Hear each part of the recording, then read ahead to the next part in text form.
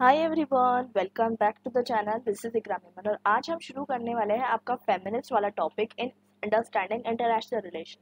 शुरुआत करते हैं। इससे पहले मैं आपको एक रिकैप दे दूं कि इसके पहले जो है हम अप्रोचेस पढ़ चुके हैं, different approaches to international relations, जिसमें हम डिस्कस कर चुके हैं रियलिस्ट अप्रोच, लिबरलिज्म अप्रोच। उसके अलावा हम डिस्कस कर चुके हैं मार्क्सिस्ट अप्रोच। अगर आपने वो सारी अप्रोचेस नहीं समझी है तो आप जाकर पहले जो है उसे समझिए, तो ताकि आपका जो है कॉन्सेप्ट क्लियर हो जाए। और ये क्योंकि सेकंड यूनिट है, इसके पहले के जो फर्स्ट यूनिट है वो भी मैं कंप्लीट करवा चुकी हूँ, आप जाकर उसे भी समझ सकते हैं। और सारी की सारी इसकी प्लेलिस्ट जो है अपलोडेड है ऑन माय यूट्यूब चैनल, आप जाकर चेकआउट कर लीजिए। लिंक मैं जो है डिस्क्रिप्शन बॉक्स में ऐड कर दूंगी। इसके अलावा मैं आपको बताना चाहती हूँ इस चैप्टर के अगर आपको नोट्स चाहिए तो टेलीग्राम ग्रुप जो है आप ज्वाइन कर सकते हैं। स्टूडेंट्स मुझे कमेंट करके पूछते हैं कि टेलीग्राम ग्रुप की लिंक किधर है, तो लिंक मैं बता दूं कि आपको लिंक जो है डिस्क्रिप्शन बॉक्स में मिल जाएगी। चेकआउट द डिस्क्रिप्शन बॉक्स, वहाँ पर आपको लिंक मिलेगी टेलीग्राम चैनल की। टेलीग्राम चैनल ज्वाइन करने के बाद आपको जो वहाँ पर जो है नोट्स की जो है पीडीएफ मिल जाएंगे, इजीली आप वहाँ पर चेकआउट कर सकते हैं। तो अभी मैं आपको रिकैप करवा देती हूँ। ये यूनिट नंबर 2 हमारा चल रहा है, थ्योरीज ऑफ आईआर। इसके अंदर जो है हम इंट्रोडक्शन टू आईआर थ्योरीज कर चुके हैं, रियलिज्म कर चुके हैं, लिबरलिज्म कर चुके हैं, मार्क्सिज्म कर चुके हैं, फेमिनिज्म कर रहे हैं और अब फिर हम कंस्ट्रक्टिविज्म करेंगे। तो शुरुआत करते हैं। तो फेमिनिज्म क्या है ये आपको पता है, आपने सेमेस्टर 1 में फेमिनिज्म के बारे में डिटेल में पढ़ा होगा। डिफरेंट वेव्स ऑफ फेमिनिज्म हमने डिस्कस की थी। अगर आपने वो वीडियो देखा होगा, तो नहीं देखा है तो मैं आपको यहाँ पर रिकैप करवा दूंगी। तो वेव्स ऑफ फेमिनिज्म हमने डिस्कस किया था, लेकिन अब हमें ये वेव्स ऑफ फेमिनिज्म को इंटरनेशनल रिलेशंस के साथ कनेक्ट करना है और ये जो है इस चैप्टर का हमारा एम है। ठीक है, तो शुरुआत करते हैं। तो ये जो फेमिनिस्ट अप्रोच इंटरनेशनल रिलेशंस में आई है, ये न्यू है, मतलब as comparatively to the other approaches जो बहुत टाइम से चल रही आ रही थी। जैसे मैंने आपको बताया रियलिस्ट अप्रोच का कितना बैकग्राउंड जो है स्ट्रॉन्ग है, जैसे कि कौटिल्य के टाइम से हम देखते हैं रियलिस्ट अप्रोच हमको देखने को मिलती है। But feminist approach relatively new है इन इंटरनेशनल रिलेशंस। तो फेमिनिज्म क्या चीज़ के लिए एम करता है? पहली बात तो फेमिनिज्म का जो सबसे इंपॉर्टेंट एजेंडा होता है वो है जेंडर इक्वालिटी, कि दोनों जेंडर मतलब मैन एंड वीमेन जो है इक्वल है।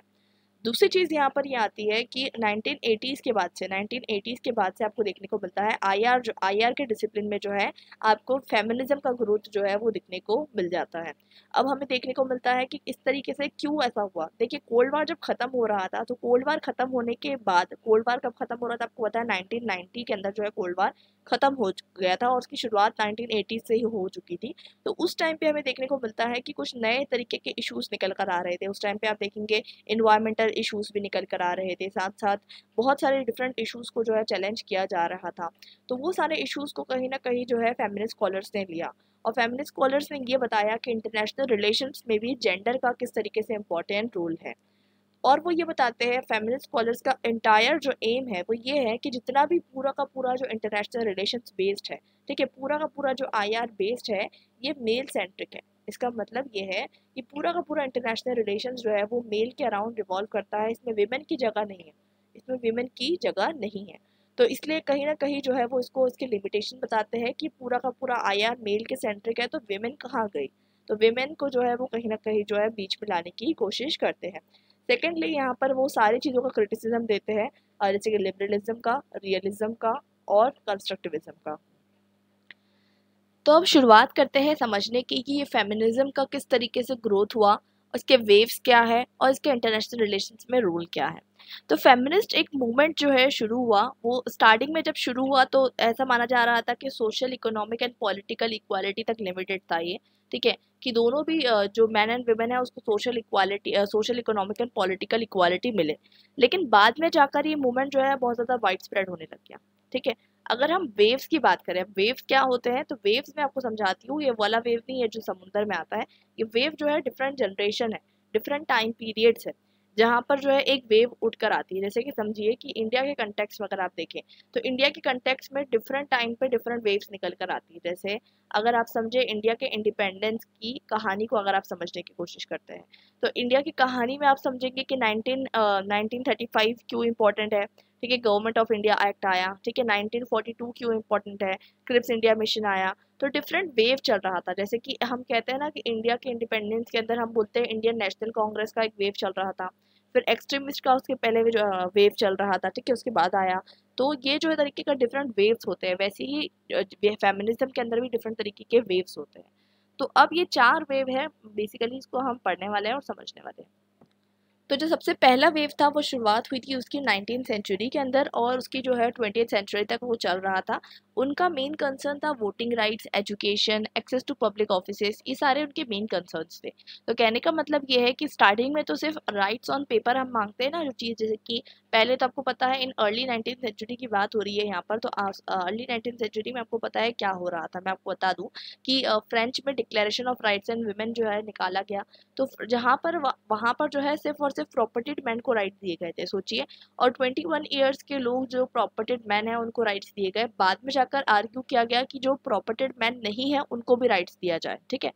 लेकिन विमेन के राइट्स की बात जो है बहुत लेट आई कि विमेन को पॉलिटिकल राइट्स मिले या नहीं मिले, इस चीज़ के लिए बहुत जो है लेट चीज़ें आती है।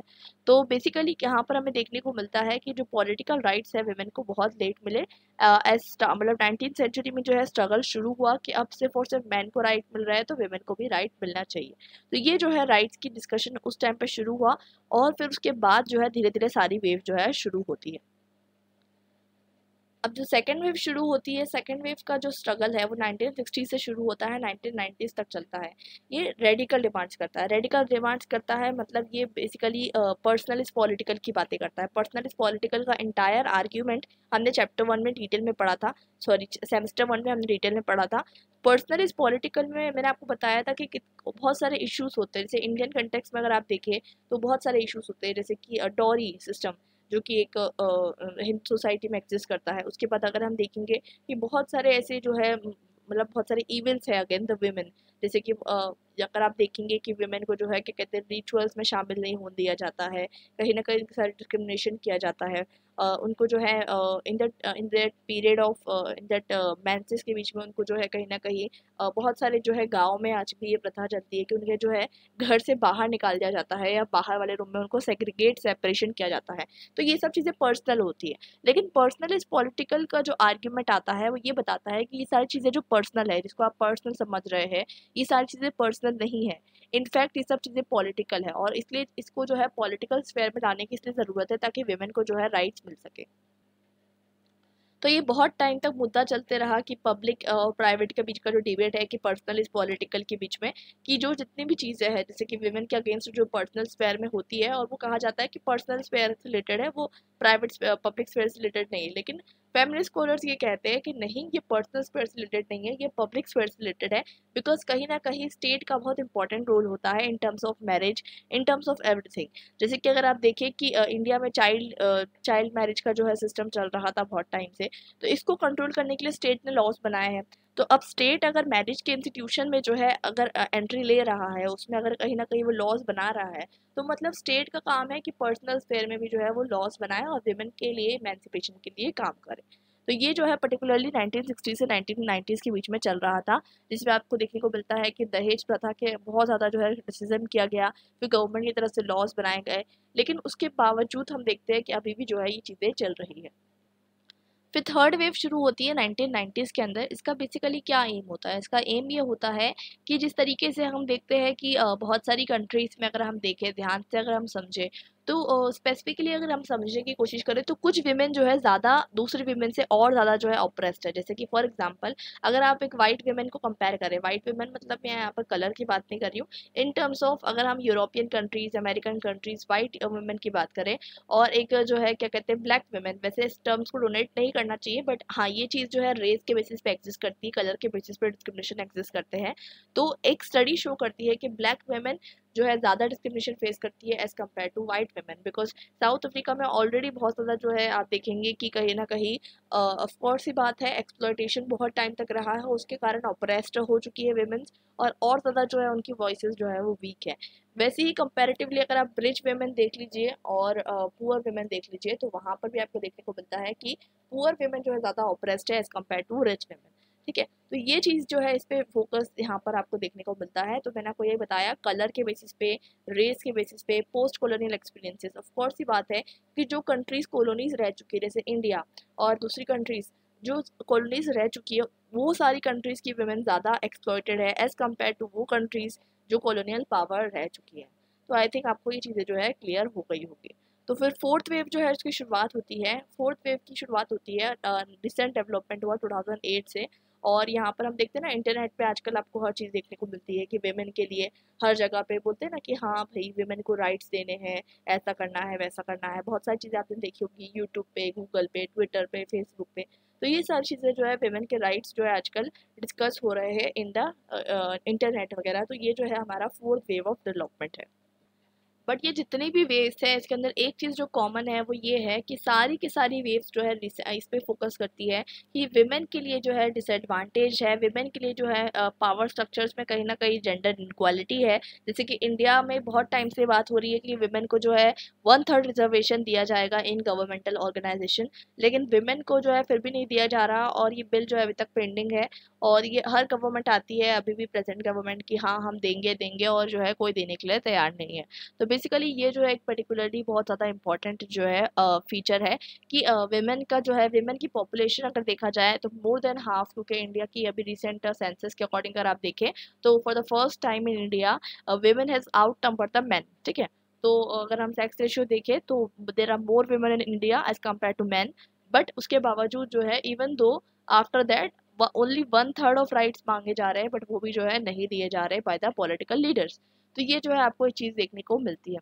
उसके बाद हम बात करते हैं gender and early feminist international relation scholar. तो अब हम समझ चुके हैं फेमिनिज्म के बारे में, इसका एजेंडा क्या है, लेकिन इसको इंटरनेशनल रिलेशन से किस तरीके से लिंक करना है ये भी चीज़ जो है हम समझेंगे। तो सबसे पहले स्टार्टिंग जो शुरुआत हुई अगर हम बात करें फेमिनिस्ट स्कॉलर्स की, तो उनका मेन एजेंडा पहले जेंडर था। ठीक है, उनका इंटरनेशनल रिलेशंस कोई एजेंडा नहीं था। बट ऑफ कोर्स ये बात है, मैंने आपको बताया दो चीज़ें मैंने आपको बताई कि फेमिनिस्ट स्कॉलर्स क्या कर रहे हैं, आर्ग्यू कर रहे हैं कि उन्हें क्या चाहिए इन the terms of national politics. ठीक है, नेशनल पॉलिटिक्स में जो हायर की है चाहे वो कोई भी इंस्टीट्यूशन हो, ठीक है कोई भी इंस्टीट्यूशन हो अगर हम देखें तो वहाँ पर हमें क्या चाहिए in terms of gender equality चाहिए। तो हमें क्या चाहिए पॉलिटिक्स में अगर हम समझने की कोशिश करें तो जेंडर इक्वालिटी की हमें बहुत ज़्यादा ज़रूरी है। और इस चीज़ के लिए वो क्या चाहते हैं कि नेशनल पॉलिटिक्स में विमेन ऊपर आए। ठीक है, तो सिमिलरली इंटरनेशनल पॉलिटिक्स में वो क्या चाहते हैं कि इंटरनेशनल पॉलिटिक्स में भी जो है विमेन को जो है कहीं ना कहीं स्टेटस मिले at the up earth side, ना कि बॉटम साइड में। तो आपको ये चीज़ जो है इंपॉर्टेंट है। तो इंटरनेशनल रिलेशंस के जो स्कॉलर है जो कि फेमिनिस्ट स्कॉलर्स है वो ये आर्ग्यू करते हैं कि इंटरनेशनल रिलेशंस को आपको जो इंटरनेशनल रिलेशंस में जेंडर का भी बहुत इंपॉर्टेंट रोल है, आपको जेंडर को भी जो है कैटेगरी के रूप में एनालाइज करना है। एक और जो डिबेट होता है आपने पढ़ा होगा सेमेस्टर 1 में, नहीं पढ़ा है तो मैं बता दूं, सेक्स जेंडर डिबेट जो होता है, ये जो सेक्स होता है बायोलॉजिकल कैटेगरी होती है। इट मीन्स दैट कि हर पर्सन या तो मैन पैदा होता है या विमेन पैदा होता है, there is no other exception existing. ठीक है, दो ही तरीके के एक्सेप्शंस, मतलब मैन या विमेन। ठीक है, सो पॉसिबली अकॉर्डिंग टू साइंस दो या तो एक मैन पैदा होगा या विमेन। सेकेंडली जो है gender, gender is socially constructed particularly category है according to feminist scholar, according not to me. तो बेसिकली वो बताना चाहते हैं कि मैन जो होता है उसको मैस्कुलाइन कैरेक्टर्स दिए गए हैं, विमेन को जो है फेमिनाइन कैरेक्टर्स दिए गए हैं। तो बेसिक आइडिया इज दैट कि मैन एंड विमेन जो है दोनों अलग अलग कैटेगरीज हैं, ये सोशल कैटेगरी है ना कि biological category. It means that वो कहना चाहते हैं कि जो डिफरेंसेस एग्जिस्ट करते हैं बिटवीन मैन एंड विमेन ये नेचुरली नहीं है, ये जो है सोशली है। लेकिन अगर आप ध्यान से एनालाइज करें तो देखेंगे आप कि मैन के और विमेन के अंदर डिफरेंट बायोलॉजिकली डिफरेंसेस एग्जिस्ट करते हैं। तो कुछ स्कॉलर्स क्या कहते हैं कि नहीं, मैन एंड विमेन के अंदर बायोलॉजिकल डिफरेंसेस एग्जिस्ट करते हैं, और कुछ स्कॉलर्स कहते हैं नहीं, बायोलॉजिकल डिफरेंसेस की वजह से डिफरेंसेस नहीं आए हैं, ये सोशल रिलेशंस की वजह से जो है डिफरेंसेस आए हैं। तो ये जो डिबेट चलता रहता है सेक्स जेंडर डिबेट, तो ये जो है एक इम्पॉर्टेंट डिबेट है। और कुछ स्कॉलर्स कहते हैं कि नहीं, आप जो है डिफरेंसेस को क्योंकि ऑफकोर्स ही बात है, अगर आप बायोलॉजिकली आप पढ़ते हो आपको पता है कि man and women are different biological categories. लेकिन ये जो है कि कहीं ना कहीं जो फेमिनिस्ट है, कुछ फेमिनिस्ट है वो उसको रिजेक्ट करते हैं। तो ये चीज़ है, और कुछ स्कॉलर्स ऐसे हैं जो इसको रिजेक्ट नहीं करते। तो दोनों भी अपने आप में जो है एक तरीके का डिबेट जो है फॉर्म करते हैं। और बेसिकली इनका कंसर्न क्या रहता है, इसमें बहुत सारे स्कॉलर्स आते हैं जैसे कि Cynthia Enloe, J Ann Tickner. J Ann Tickner का मैंने आपको क्रिटिक भी बताया था, ठीक है, वो क्रिटिक करती है किस तरीके से। और जीन बेट के एल्शियन। तो बेसिकली ये सब लोग क्या करते हैं, ये सब ये बताते हैं कि जितना भी मतलब इंटरनेशनल रिलेशन है उसमें विमेन कहाँ है। ठीक है, आपने सारी चीज़ें बात की लेकिन इसमें विमेन के जो है एब्सेंस है, विमेन का कोई भी यहाँ पर प्रेजेंस नहीं आपको देखने को मिलता है। इस तरीके से ये चीज़ें जो है बताई जाती हैं। पर्टिकुलरली अगर हम समझे एक एक स्कॉलर के बारे में हम समझते हैं, तो एक सबसे पहला हम स्कॉलर पढ़ते हैं जीन बेटके एल्शियन। तो उनका बारे में हम पढ़ते हैं तो वो एक फेमिनिस्ट हायर स्कॉलर है और वो एक बुक लिखती है विमेन इन वॉर 1987 में। और वो बताती है कि बेसिकली यहाँ पर वो डिफरेंस बताती है कि विमेन को देखा कैसा जाता है कि उसको प्रोटेक्शन की ज़रूरत है, मतलब विमेन को कभी भी देखा जाता है तो इट इज़ लाइक अ ये इसको प्रोटेक्शन की ज़रूरत है। मूवीज़ में कैसे बताया जाता है that women needs protection, women को कोई गुंडा उठा के लेके जा रहा है, it is a patriarchal movie, ठीक है। तो वो एक कहीं ना कहीं आप देखेंगे कि थोड़ा सा एक तरीके से बहुत टाइम से इंडियन सिनेमा जो है तो एक तरीके से पैरोकियल व्यू दे रहा है कि विमेन जो है नीड्स प्रोटेक्शन, एंड मैस्कुलिनिटी को कैसा देखा जाता है दैट मैस्कुलिनिटी जो मैन इज द प्रोटेक्टर। तो इस तरीके की मूवीज को लोग पसंद करते हैं। तो ये एक तरीके का जेंडर्ड कैटेगराइजेशन है जिसके बारे में जो है वो हाईलाइट करती है, और ये बताती है कि कहीं ना कहीं इस वजह से जो है उनका रोल जो है डिफाइन हो जाता है। तो बेसिकली जैसे कि वॉर होगा तो मैन लड़ने जाएंगे और विमेन क्या रहेगी, विक्टिम रहेगी, ठीक है। विमेन या तो विक्टिम रहेगी या तो सिविलियन रहेगी। तो ये तरीके की चीज़ों से जो है बताया जाता है, मैन एंड विमेन को कैटेगराइज किया जाता है। और अक्सर जो है मैन को कैसा कैटेगराइज किया जाता है कि मैन जो है वो वैरियर है, मतलब होता है ना बहादुर, इस तरीके से। और वेमेन को बताया जाता है कि सोल है, ब्यूटीफुल है, उसकी सोल मतलब उसको ब्यूटी ब्यूटी के कैटेगराइज ब्यूटी के हिसाब से कैटेगराइज किया जाता है।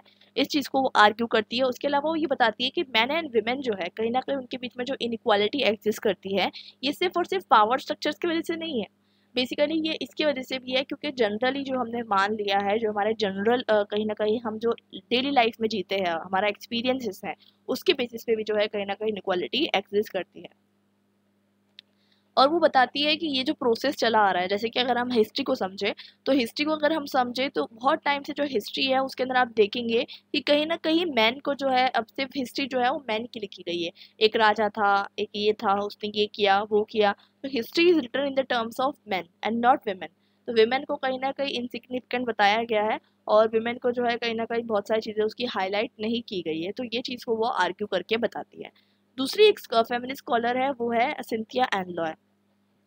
सिंथिया एंड लॉय एक बताती है कि इंटरनेशनल रिलेशंस में कहीं ना कहीं जो है विमेन को रिप्रेजेंटेशन नहीं मिली है। मतलब चाहे आप फॉरेन मिनिस्ट्री देख लीजिए, चाहे आप कोई भी स्पेयर देख लीजिए, इंटरनेशनल रिलेशंस में अगर आप देखें तो विमेन को इक्वल इम्पोर्टेंस नहीं मिली है।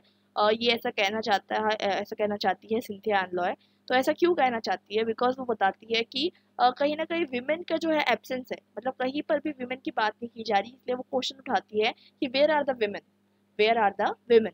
ये क्वेश्चन वो उठाती है।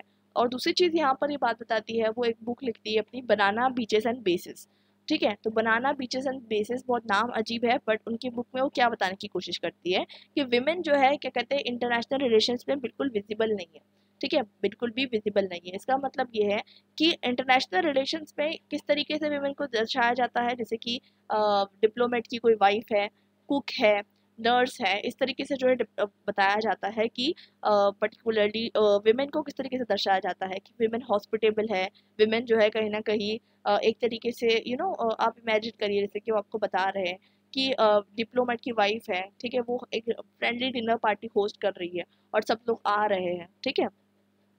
तो कहने का मतलब ये है कि वो बताना चाहती है कि विमेन को जो है एक तरीके से इनविजिबल रखा गया है इंटरनेशनल रिलेशंस में, और उसे सिर्फ और सिर्फ जो है बेसिकली ऐसा सबऑर्डिनेट रोल में जो है उसे प्लेस किया गया है। और इसी वजह से जो है कहीं ना कहीं जो है जेंडर इनक्वालिटी उनके साथ हुई है। दूसरी चीज़ एक और जो है स्कॉलर वो है जे एन टिकनर, वो बताती है अपना क्रिटिक देती है। मैंने आपको रियलिज्म में बताया था कि वो क्रिटिक किस तरीके से देती है, जहाँ पर वो मॉर्गेंथो के प्रिंसिपल्स का क्रिटिक देती है। और वो बताती है कि विमेन का यहाँ पर भी जो है इम्पोर्टेंस नहीं दिया गया है। और कहीं ना कहीं क्योंकि इंटरनेशनल रिलेशंस में वो बताती है कि इंटरनेशनल रिलेशन पूरा का पूरा मैन का वर्ल्ड है, मतलब वहाँ पर विमेन की कोई बात ही नहीं की गई है। सबसे इंपॉर्टेंट चीज़ वो ये बताती है। दूसरी चीज़ वो ये बताती है कि जो मैन के रिलेटेड चीज़ें, जैसे कि फॉर एग्जांपल जो रियलिस्ट थ्योरी आती है, रियलिस्ट थ्योरी में क्या चीज़ आती है, सबसे इंपॉर्टेंट चीज़ रियलिस्ट थ्योरी जो होती है वो क्या बताती है कि आपको लड़ना है, एग्रेसिवनेस शो करना है, ये सब चीज़ें उनके अकॉर्डिंग मस्कुलिन ट्रेड्स है, मतलब उनके अकॉर्डिंग ये सारी चीज़ें क्या है, मस्कुलिनिटी को दर्शाती है, ना कि फेमिनिटी को दर्शाती है। तो इसलिए कहीं ना कहीं ये सारी चीज़ें मस्कुलाइन बायस है। मैं सिंपल भाषा में समझाती हूँ। रियलिज्म किस चीज़ पे आर्ग्यू करता है, रियलिज्म बताता है कि अब वॉर चाहिए, रियलिज्म बताता है कि आपको कहीं ना कहीं लड़ना है। तो ये सारे कैरेक्टरिस्टिक विमेन के नहीं होते हैं। विमेन जो होती है शांत होती है, कोऑपरेट करती है, पीसफुली जो है कहीं ना कहीं चीज़ों को समझाती है, हॉस्पिटेबल होती है। और ऐसा नहीं है कि हाथ पैर, जैसे कि मैन अक्सर ऐसे करते हैं कि कुछ झगड़ा हुआ, हीटेड आर्ग्यूमेंट, तो वो लड़ने को उतर जाते हैं हाथापाई पे, बट विमेन वैसा नहीं करती, ठीक है। तो वो क्योंकि स्पेशली जो रियलिस्ट आर्ग्यूमेंट होता है यानी रियलिज्म होता है, और रियलिज्म थ्योरी ऑफ आईआर अगर आपने नहीं पढ़ा तो जाकर आप पहले पढ़िए, आपको तब क्लियर होगा ये टॉपिक, वरना नहीं होगा क्लियर। तो मैंने आपको वहाँ बहुत अच्छे से समझाया है। तो रियलिज्म जो आर्ग्यूमेंट देते हैं मॉर्गेंथो, उस चीज़ को क्रिटिसाइज करती है कि कहीं ना कहीं ये पूरा का पूरा आर्ग्यूमेंट है ना, ये सबसे ज़्यादा बेस्ड है मस्कुलिनिटी पे बेस्ड है। तो आई होप आपको यहाँ तक सारी चीज़ें क्लियर हो गई होगी। अब हम समझते हैं कि आईआर स्कॉलर्स का क्या कंट्रीब्यूशन रहा है, आईआर के फेमिनिस्ट स्कॉलर्स का क्या कंट्रीब्यूशन रहा है आईआर के फील्ड में। तो हम समझते हैं पहली बात तो इन्होंने क्रिटिसिज्म प्रोवाइड किया। तो कहीं ना कहीं इन्होंने जो क्रिटिसिज्म प्रोवाइड किया, इसके बाद हमने जेंडर को जो है थोड़ा सीरियसली लेना शुरू किया। इससे पहले हम जेंडर की बात नहीं कर रहे थे, हमने रियलिज्म में जेंडर की बात नहीं की, लिबरलिज्म में जेंडर की बात नहीं की, और हम साथ साथ मार्क्सिज्म में जेंडर की बात नहीं की। तो इसमें जो है ज़रूरी था कि हम जो है जेंडर की बात करें। अब जब हमको पता चल गया है फेमिनिस्ट अप्रोच क्या है, तो अब हम समझते हैं कि इसके बारे में और क्या क्या थ्योरीज आ सकती है। तो अल्दो एक फेमिनिस्ट थ्योरी जो है एक बहुत ज़्यादा इंपॉर्टेंट थ्योरी है, बट ये सिर्फ और सिर्फ एक क्रिटिकल थ्योरी रह गई, समझ रहे हैं ना, मतलब सिर्फ और सिर्फ क्रिटिसिज्म रह गया इसका, मतलब कोई इसमें इंपॉर्टेंस की नहीं स्टैब्लिश हो पाई कि हाँ भाई विमेन को क्या करेंगे, क्योंकि इसमें कोई प्रॉपर थ्योरी नहीं दी जाती है ना। इसलिए हमेशा जो डिबेट रहता है, ठीक है, जो डिबेट रहता है वो किसके बीच में रहता है, आइडियलिज्म और रियलिज्म के बीच में। आइडियलिज्म आपने बहुत बार सुना होगा। आइडियलिज्म मतलब आपको जो है हर चीज़ को अच्छे से देखना है, शांति प्रिय चीज़ें करना है, कॉपरेशन करना है, ये आइडियलिज्म है। रियलिज्म मतलब आपको वॉर से लड़ना है, पावर स्ट्रगल करना है, अपने बारे में सोचना है, ठीक है। सेकंड डिबेट किस बारे में रहता है, रियलिज्म और न्यू रियलिज्म के बारे में रहता है। तो एक विमेन के बारे में कई बात नहीं की जाती अभी भी, मतलब फेमिनिस्ट स्कॉलर्स को इतना ज़्यादा इंपॉर्टेंस नहीं दिया जा रहा है, बिकॉज ये जो है कहीं ना कहीं आपको देखने को मिल रहा है सिर्फ एक क्रिटिकल थ्योरी है, ना कि एक प्रॉपर थ्योरी नहीं यहाँ पर स्टैब्लिश हो पाई। तो जितना भी ट्रेडिशन जो पूरा का पूरा बन चुका है वो मेल डोमिनेटेड बन चुका है, specially from west and elite और वाइट मैन जो है वो डिसाइड करते हैं कि पूरा वर्ल्ड कैसा चलेगा। इसका मतलब ये है कि यूएस के पर्टिकुलरली वेस्टर्न यूरोपियन कंट्रीज के जो कुछ मैन है पर्टिकुलरली वो पूरे वर्ल्ड को डिसाइड कर रहे हैं कैसा चलेगा। डेफिनेटली बात यह है कि पूरे जो हेजेमनी बनी हुई है पूरे वर्ल्ड पे एक तरीके की, वो हेजेमनी किसकी है, मैन की है, ना कि विमेन की है। तो पर्टिकुलरली जितनी भी थ्योरीज आती है आप देखेंगे उसमें सिर्फ मैन के नाम आपको दिखेंगे, चाहे लिबरलिज्म थ्योरी है वहाँ पर रैशनैलिटी की बात होती है, हर चीज़ की बात होती है, लेकिन आपको पर्टिकुलरली वो सब मैन दिखेंगे, ना कि विमेन की बात की जाएगी, ठीक है। तो कहीं पर भी आपको विमेन की थ्योरीज जो है बहुत कम देखने को मिलेगी, और इस वजह से जो है ऐसा माना जा रहा है कि इंटरनेशनल रिलेशंस जो है कहीं ना कहीं बायस्ड है, और यहाँ पर जो है विमेन को जो है इंपॉर्टेंस नहीं दी जा रही है। सेकेंडली यहाँ पर एक बात आती है कि एक नया डिबेट शुरू करने की बात की जा रही है, जिसको थर्ड डिबेट बताया जा रहा है, जिसमें क्रिटिकल थ्योरी, जिसमें मैंने आपको बताया पोस्ट मॉडर्निस्ट और फेमिनिस्ट दोनों भी जो है क्या है, क्रिटिकल थ्योरीज है। तो दोनों भी क्रिटिकल थ्योरीज क्या बताने की कोशिश करती है, ये दोनों भी क्रिटिकल थ्योरीज जो है क्रिटिसाइज कर रही है किसको, ये जितनी भी थ्योरीज जो स्टैब्लिश्ड है उसको क्रिटिसाइज कर रही है, और सारी चीज़ों को समझने की कोशिश कर रही है। कहने का मतलब ये है कि आज के टाइम पे अगर हम देखें तो वो समझने की कोशिश करती है। बहुत अच्छा एग्जाम्पल यहाँ पर आपको दिया गया है, बहुत क्रिटिकल एग्जाम्पल है, बहुत ज़्यादा जो है सेंसिटिव एग्जाम्पल है अगर आप समझें। तो यहाँ पर बताने की कोशिश करती है जो हमारी फेमिनिस्ट थ्योरीज है वो ये बताने की कोशिश करती है कि कहीं ना कहीं हमें रिफ्लेक्ट करने की ज़रूरत है। रिफ्लेक्ट करने की ज़रूरत है, आप समझ रहे हैं, मतलब ये कि आपको सिर्फ और सिर्फ ये देखने की ज़रूरत है कि आपने क्या चीज़ पीछे छोड़ कर आ गए हो, ठीक है। रिफ्लेक्शन आपको अपनी लाइफ में, जैसे आप इंट्रोस्पेक्शन करते हैं कि आपने क्या किया, क्या नहीं किया, क्या सही किया, क्या गलत किया, तो रिफ्लेक्शन की आपको बहुत ज़्यादा ज़रूरी है और ज़रूरत है। और इसी वजह से जो है एक जो थ्योरी जो चालू हुई है बिटवीन रैशनलिज्म एंड रिफ्लेक्टिज्म, दोनों के बीच में एक डिबेट शुरू हुआ है। तो रिफ्लेक्टिविज्म है क्या, तो रिफ्लेक्टिज्म ये बताता है कि किस तरीके से विमेन को जो है बहुत सारे टाइम से जो है उनको कहीं ना कहीं सबॉर्डिनेट किया गया है, इसको समझने की ज़रूरत है। इसके बाद ये भी ज़रूरत है समझने की कि फ्रॉम द रिसेंट टाइम्स आप देखेंगे कि जब जब भी वॉर होता है तो वॉर में ये समझा जाता है कि जो मैन है, मैन क्या करेगा, लड़ेगा और जो है वो डाई होगा, ठीक है। और विमेन को क्या समझा जाता है, विमेन के साथ क्या होता है इन अ वॉर, अगर आप देखें तो women are subjected to sexual violence, ठीक है। तो जो भी पर्टिकुलरली इन्वेडिंग पार्टी आती है, आपको पता होगा रशिया एंड यूक्रेन की अगर आप कहानी पढ़ लीजिए, आप कोई भी जो है पर्टिकुलरली कंट्री में पढ़ लीजिए जहाँ वॉर हो रहा है, वहाँ पर आपको समझ में आएगा जो हिडन स्टोरीज होती है जो बाहर नहीं आती, तो वहाँ पर आपको देखने को मिलेगा कि किस तरीके से कितनी बुरी तरीके से जो है विमेन की कंडीशंस होती है उन दोज पर्टिकुलर एरियाज, जहाँ पर जो है इन्वेडिंग पार्टीज जो है कहीं ना कहीं विमेन पर अटैक करती है, and they attack the honour of the community. मतलब विमेन को क्या समझा जाता है, ऑनर समझा जाता है और उन पर अटैक किया जाता है, और कहीं ना कहीं जो है इनसे समझा जाता है कि हम वॉर जो है जीत चुके हैं। तो ये चीज़ जो है बहुत कॉमन प्रैक्टिस के रूप में बहुत सालों से चली आ रही है, ठीक है। और ये चीज़ जो है क्या कहते हैं, ऑफकोर्स बहुत गलत है, लेकिन इसकी तरफ कभी भी कोई ध्यान नहीं दिया जाता कि क्या अंडरस्टैंडिंग है वुमेन इन अ वॉर, ठीक है। ये बताया जाता है कितने लोग मारे गए, इतने लोग मारे गए, बट विमेन क्या सोचती है वॉर के बारे में वो नहीं बताया जाता। अब बात करते हैं कि इंटरनेशनल रिलेशंस के अंदर क्या क्या तरीके के फेमिनिस्ट स्टैंड आए हैं, ठीक है। डिफरेंट तरीके के फेमिनिस्ट है, कोई सिंगल फेमिनिस्ट नहीं है, बहुत सारे फेमिनिस्ट आए हैं, उसके अकॉर्डिंग हम समझते हैं।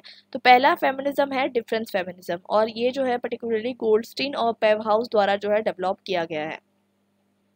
तो डिफरेंस फेमिनिज्म, जैसे कि मैंने आपको ऊपर बताया कि मैन एंड वुमेन को अलग अलग तरीके से क्रिटिकराइज किया गया है on the basis of social gender, कि हाँ मैन ये करेगा वुमेन ये करेगी। तो ये तरीके का जो बायोलॉजिकल डिफरेंशिएशन और सोशल डिफरेंशिएशन क्रिएट किया गया है डिफरेंस फेमिनिज्म का, जो है ये कंसर्न है।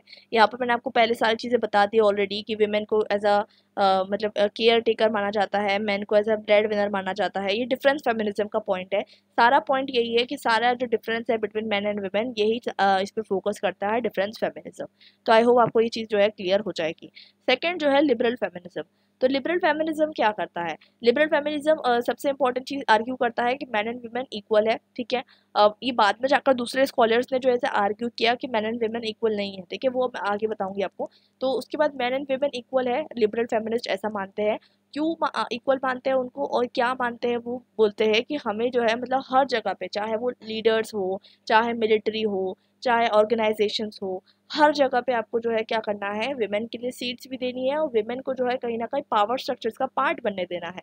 और इसी वजह से जो है आपको जो है तभी आप क्या कर पाओगे, मेल डोमिनेशन को तोड़ पाओगे, ठीक है। तो वो बेसिकली कहते हैं कि जितने भी पावर स्ट्रक्चर्स हैं उसके अंदर आपको क्या करना है, विमेन को पार्ट देना है, विमेन को रिजर्वेशन देना है। ये उनका अप्रोच है। थर्ड जो है पोस्ट मॉडर्न फेमिनिज्म है। पोस्ट मॉडर्न फेमिनिज्म क्या है? पोस्ट मॉडर्न फेमिनिस्ट, जैसे कि मैंने आपको ऊपर बताया कि सारी विमेन इक्वल नहीं होती है। मैंने आपको बताया कि रिच विमेन और पुअर विमेन दोनों का स्ट्रगल अलग होगा, ठीक है। रिच विमेन भी एक्सप्लॉइटेड है, ऐसा नहीं है कि नहीं है, पुअर विमेन भी एक्सप्लॉइटेड है, लेकिन दोनों का स्ट्रगल अलग होगा। सिमिलरली एक कॉलोनियल वर्ल्ड में जो विमेन रह चुकी है उसका एक्सप्लॉइटेशन अलग होगा, जो कॉलोनियल पावर की विमेन है वो अलग, उसका जो एक्सपीरियंस है अलग होगा। तो basically there is no single women category, और इसी चीज़ को पोस्ट मॉडर्न फेमिनिस्ट जो है हाईलाइट करता है। There is no single women category, और आपको कहीं ना कहीं जो है समझने की ज़रूरत है in terms of different social experience which they had, ठीक है। डिफरेंट सोशल एक्सपीरियंस जो उनका रहा है उसके बेसिस पे आपको वुमेन को जो है समझने की ज़रूरत है।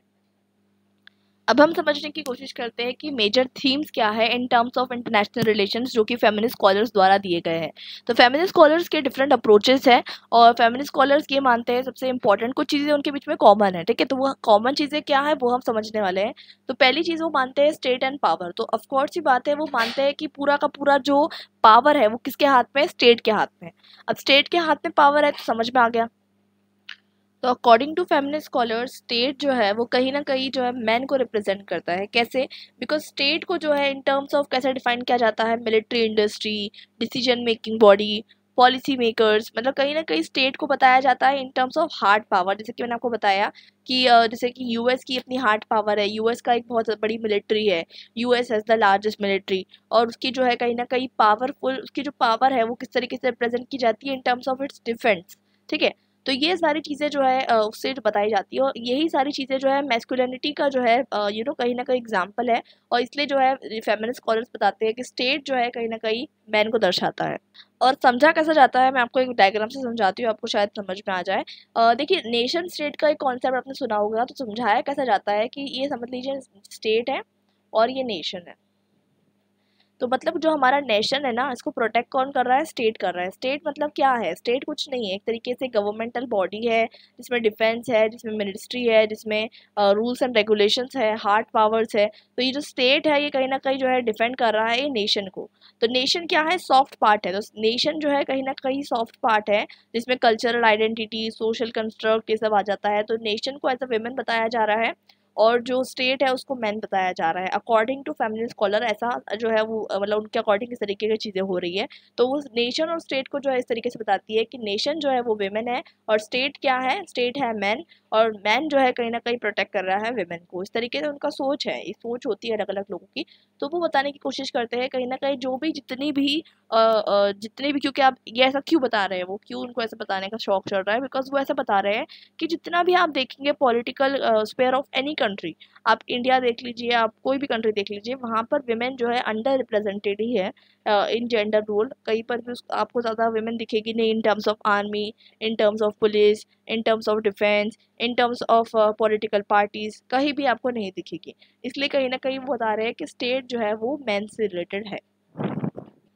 सेकंड है कॉन्फ्लिक्ट एंड वायलेंस वाला थीम। इसमें बताती है फेमिनिस्ट स्कॉलर्स कि स्टेट और वायलेंस के बीच में एक बहुत क्लोज रिलेशनशिप है।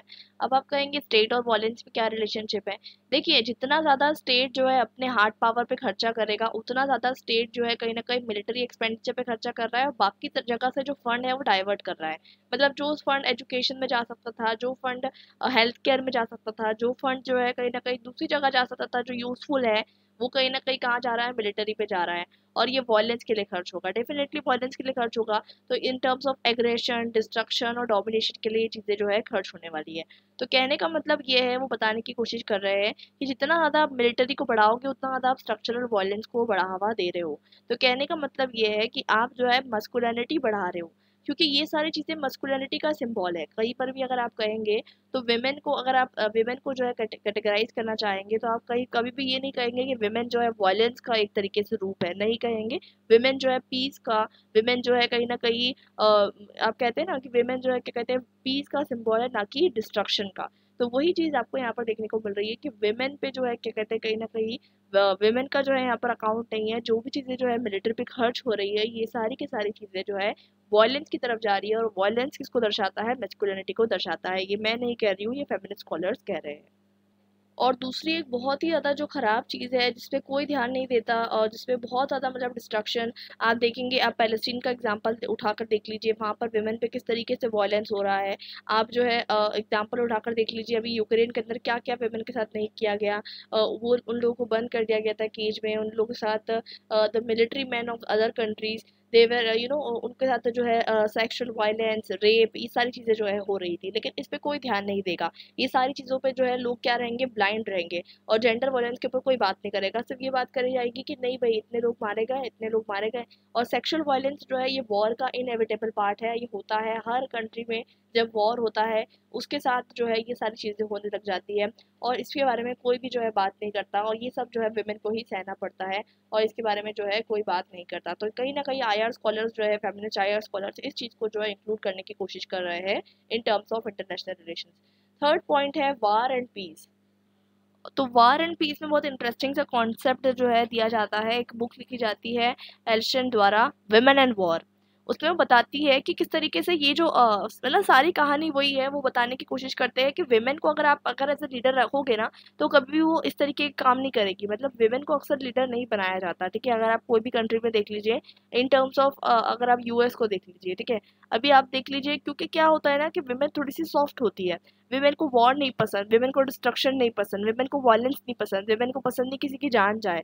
अल्दो अगर कभी कभी वॉर ज़रूरी हो जाता है, तो भी विमेन जो है वॉर को नहीं बोलेगी कि नहीं, अवॉइड करना है। तो कहने का मतलब ये है, ये मेरा पर्सपेक्टिव नहीं है, ये फेमिनिस्ट स्कॉलर्स का पर्सपेक्टिव है अगेन। तो इसलिए जो है फेमिनिस्ट पर्सपेक्टिव ये देते हैं कि कहीं ना कहीं ये जो जितने भी मैन को आपने बना के रखा है, तो ये सब लोग जो है सिक्योरिटी पे खर्चा कर रहे हैं, मिलिट्री पे खर्चा कर रहे हैं। और अगर कोई विमेन होती तो विमेन जो है अलग तरीके से सोचती। विमेन जो है ये सारी चीज़ों की तरफ खर्चा नहीं करती, और विमेन जो है अलग तरीके से जो है अपना वे निकालती, जो कि क्या कहते हैं, मैन जो है नहीं समझ पाते। मैन को क्या लगता है कि सिर्फ जो हमारी जितनी भी सिक्योरिटी है, वो किससे बढ़ेगी? आर्म्स से बढ़ेगी। मतलब हमारी जो मिलिट्री है उससे जो है हमारी सिक्योरिटी बढ़ेगी।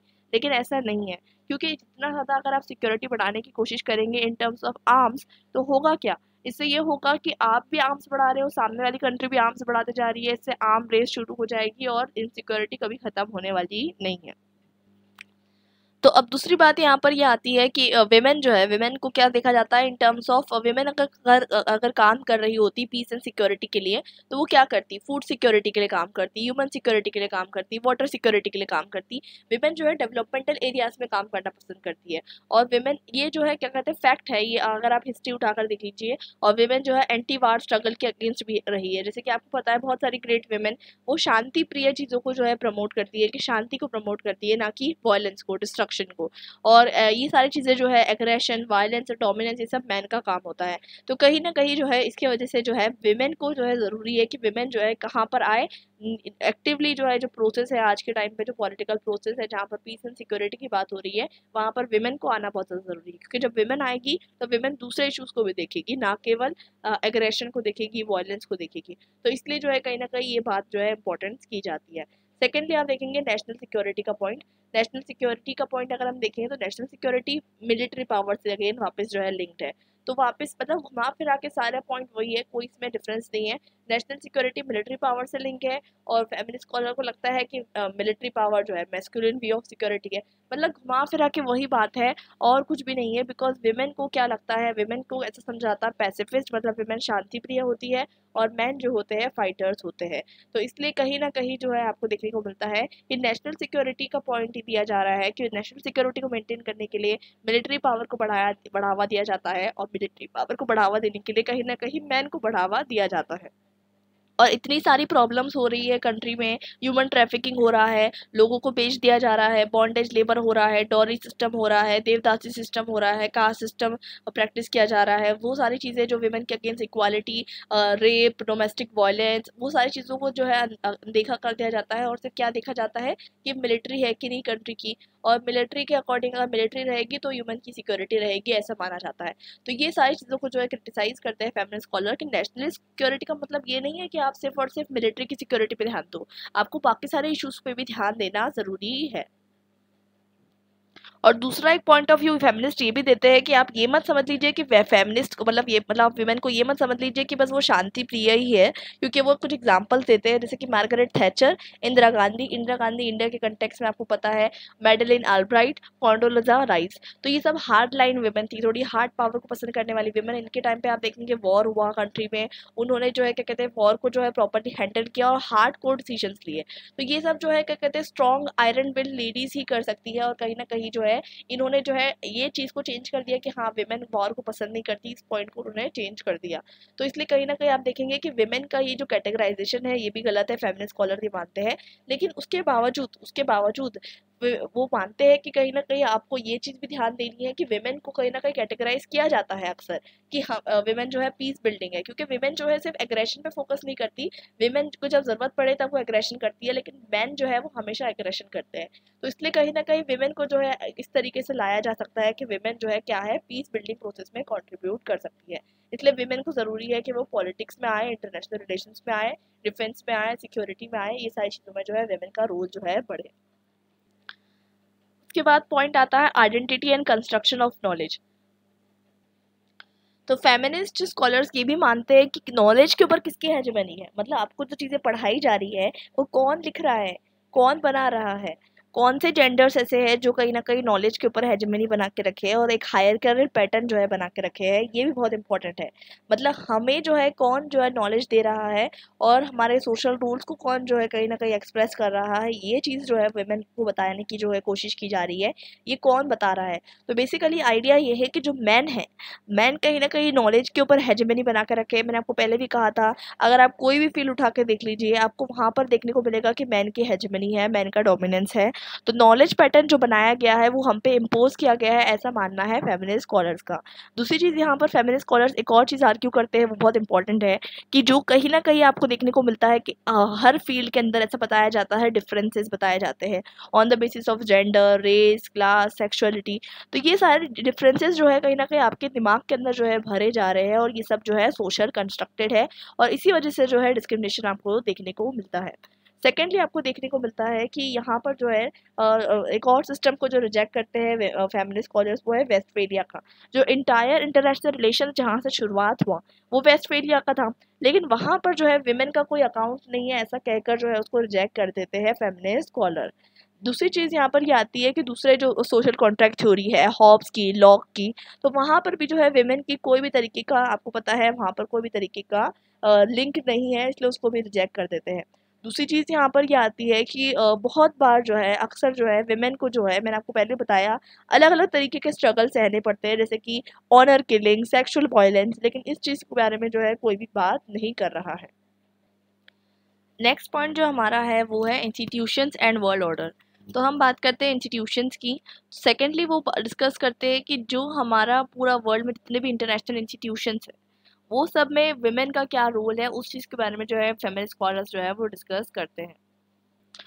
और एक कॉमन चीज़ को जो है कैटेगराइज करते हैं कि जो विमेन वर्क है, जिसका हम कहते हैं कि अनपेड वर्क है, डोमेस्टिक वर्क है, उसको हमेशा जो है अनपेड वर्क माना जाता है, और कहीं ना कहीं जो है it is considered natural for her gender. तो इस चीज़ को वो चैलेंज करते हैं। आई होप आपको ये सारी चीज़ें जो है क्लियर हो गई होगी।